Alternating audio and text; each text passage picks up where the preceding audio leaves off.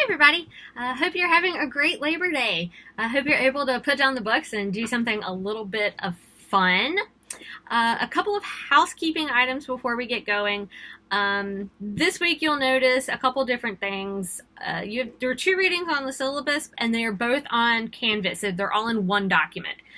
So don't worry if you just see one document, because both readings are in there under files. Week 4 already. This week's quiz is a little bit different. It's a geography quiz. The next couple weeks we're going to be talking about Asia, and so it's a good idea to just know the lay of the land. I do realize that you can pick up a map and easily make a 100 on this quiz. I totally get that, that I do want you to at least look at a map, and so you know the area of the world that we're talking about. Also, your first papers are due on September 21st. There is, some of you have expressed concern about writing. There is a writing center on the 3rd floor of the MHRA for those of you who are on or near campus. Writing also happens to be something that I'm pretty decent at teaching. So if you have any concerns, make sure you email me by September 15th. So I'll be willing to look over drafts, if you have questions about your thesis, whether it's a strong thesis, if you want to help going over an outline. I just need you to get it to me by the 15th. So that gives me time to look over it and get changes back to you so you have enough time to submit it before the 21st.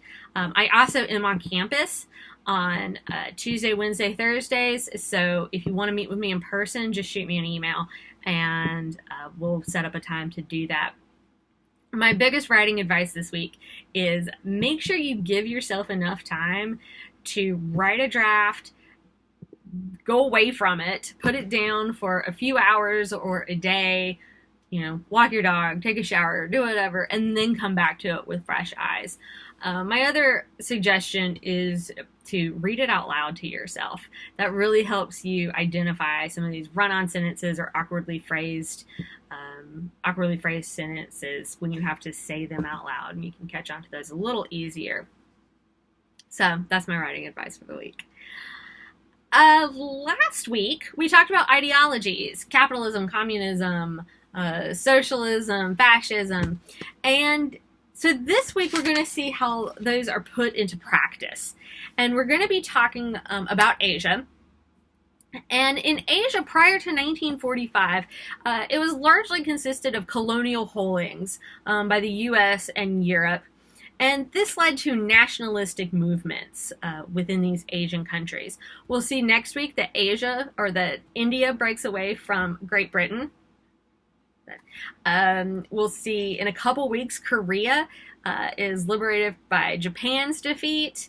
And as Europe recovers from World War II, you have the rise of these superpowers, the United States and the USSR. And they essentially compete for the idealistic soul of these countries. And so this week we're focusing on China and Vietnam. And we're going to start with China. So if you'll go to slide 1 after the title slide, this is about China prior to 1945.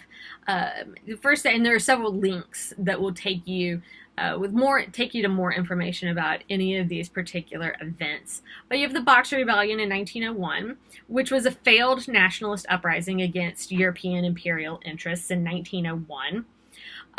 Basically, you have a group called the Harmonious Fists, known as the Boxers, and they were a religious group. They were very opposed to Christian missionaries in their country, and they believed that with rituals you could ward off bullets. That didn't work really so well for them. So they lose, and in 1901 you start to see kind of the westernization of Chinese thought.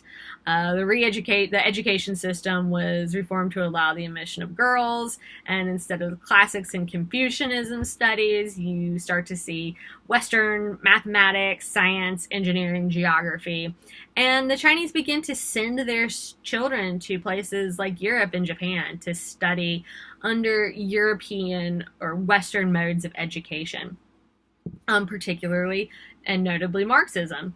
So in the 1911 revolution, you have the overthrow of 2,000 years of imperial rule in China and the establishment of the Republic of China and the beginning of China's early Republican era, which lasts from about 1912 to 1916. And that was led by a man by the name of Sun Yat-sen, whose picture you'll see there.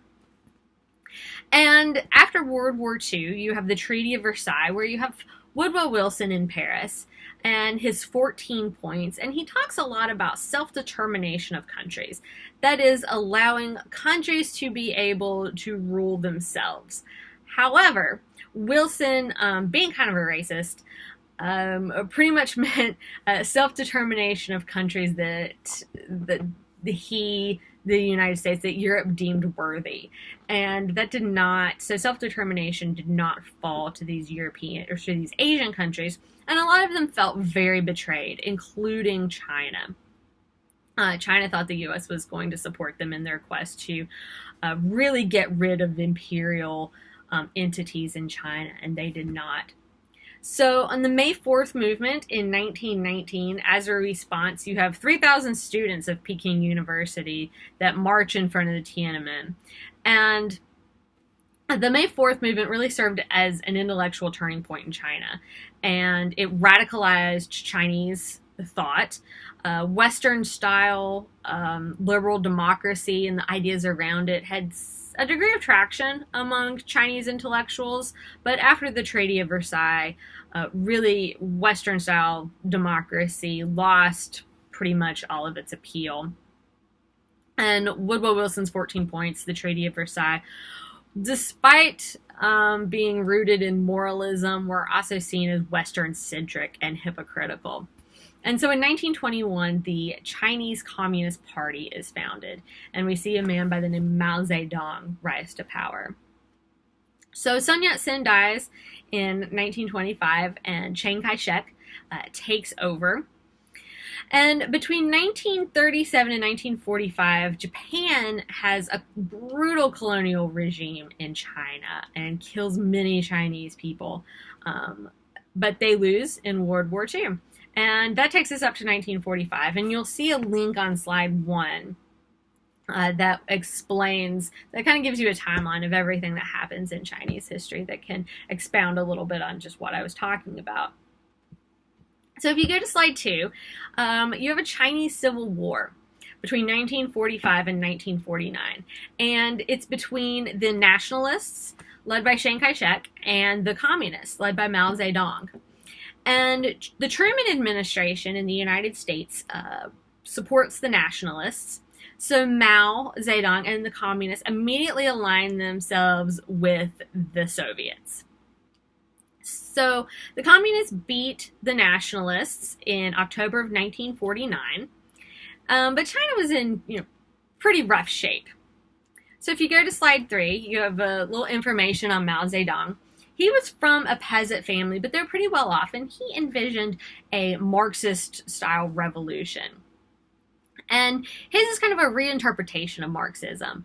And instead of being an industrial type of communism, it's rural communism. China is very much a rural country. And so instead of like the proletariat throwing over the bourgeoisie, you have the peasants that are taking over the landlords. And he promises land reform.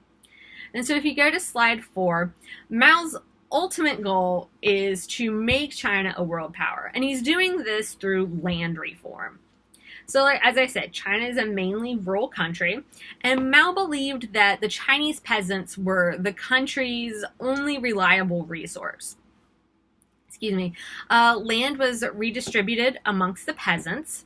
The resisting landlords were often lynched. About 2 million of them were killed during this time. And everybody handed over their private land, their tools, their farm animals, to these shared enterprises that paid them in relation to their labor contribution, which was measured in work points. To get an idea of how that work point system actually played out, you'll have to look that up.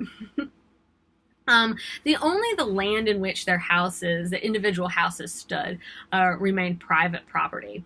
But we see an increase in agricultural productivity and the formation of these agricultural cooperatives, essentially. That's pretty much what they were. They were co-ops, where villagers shared tools and machinery. And there were incentives such as tax breaks for those who joined these rural co-ops. And so Mao wants to hear from the country. And so he starts this Let 100 Flowers Bloom, where he invites Chinese intellectuals to submit ideas and criticism to the party, assuring them that any critique would be seen as purely patriotic. But when some suggested that there be an opposing party to the communists, they were accused of rightism and subject to re-education, including reform through labor on these peasant villages. And so Mao really starts to feel that his work, that his revolution is in danger. And so he initiates what's called the Great Leap Forward, which was a mass mobilization project to increase industrial production. So basically, he communalized the agriculture into these self-sustaining units that would function like factories in a field. So they were the people's communes, with about 20 to 25,000 people per commune. And people worked in shifts. They lived in barracks on these huge collective farms, shared eating, living, childcare arrangements, and they also had to surrender their iron tools, be it farm tools or eating tools. They pretty much had to submit their iron, and which was going to be made into steel. And you'll see on the PowerPoint slide a picture of these backyard steel furnaces, which commune members would build and use also for their own needs. However, this Great Leap Forward was a huge failure. The refocus on steel, which it wasn't even good steel. Nobody wanted this steel. So they weren't bringing any money in from the steel, and it triggered an agricultural decline, which was exacerbated by drought, and a huge famine ensued, which took the lives of approximately 30 million Chinese between 1958 and 1962.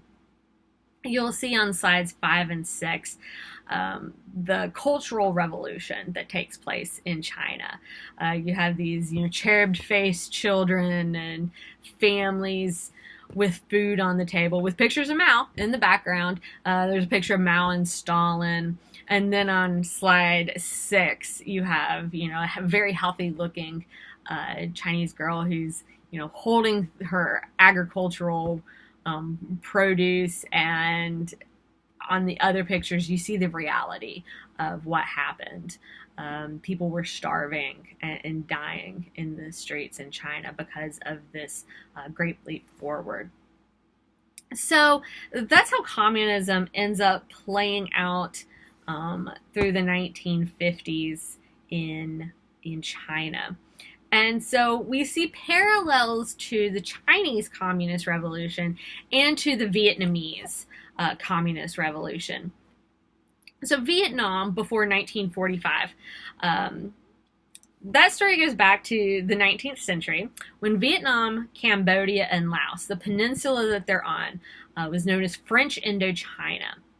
The French invade the peninsula, and they want to promote and protect Catholic missionaries, but also expand their trade into China and increase national prestige. At this time, in the late 19th century, you had the Europeans who had essentially partitioned off the entire continent of Africa. So you have, and we won't talk about it in this class, we'll talk a little bit about Africa next week, and in later weeks, but you have the Belgian Congo, German Southwest Africa. And so the French, having control of the Indochina Peninsula, increased their national prestige when European countries were scrambling to have imperialistic holdings, as well as the United States and Japan. So, in the midst of this, you have a man by the name of Ho Chi Minh, who was born in 1890 during French rule. His original name is not Ho Chi Minh, and he actually had many aliases, but we're just going to refer to him over the semester as Ho Chi Minh. So he comes from a well-off family. He's well-traveled. He studied in Paris, and he was there during the Treaty of Versailles when Woodrow Wilson, is in Paris negotiating the end of World War I and talking about his 14 points. And he tries to communicate with Wilson about Vietnamese self-determination, about throwing off colonial rule, French colonial rule in Vietnam. And he is subsequently ignored, and Wilson doesn't talk to him. So in the 1920s, he becomes a communist and moves to Moscow, and becomes a part of the Indochina Communist Party. He returns to Vietnam in 1941 as leader of the Viet Minh, which is short for Vietnamese Independence League. And they were anti-French and anti-Japanese. And it's a nationalistic organization, basically, to have that argued for Vietnamese controlling Vietnam. During World War II, Japan, in addition to having imperialistic pursuits in China, also controlled the Indochina area during World War II. But after World War II, Japanese loses, as we talked about during week 2, and the French come back in. So on slide 8, we talk about the August Revolution. So in August of 1945, the Viet Minh, led by Ho, march into Hanoi and proclaim the Democratic Republic of Vietnam, with Ho as head of state.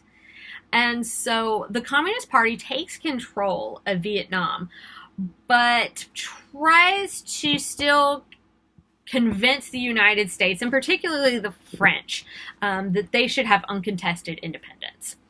And you'll see that Ho writes the Vietnamese Declaration of Independence, where he directly cites the U.S. Declaration of Independence, saying, we hold these truths self-evident, that all men are created equal, that they are endowed by their Creator with certain unalienable rights, among those life, liberty, and the pursuit of happiness. So that's how the Vietnamese Declaration of Independence starts. And it goes on to say that we have fought for this land, and this is our land, and we deserve to have control over ourselves. We deserve to have self-determination.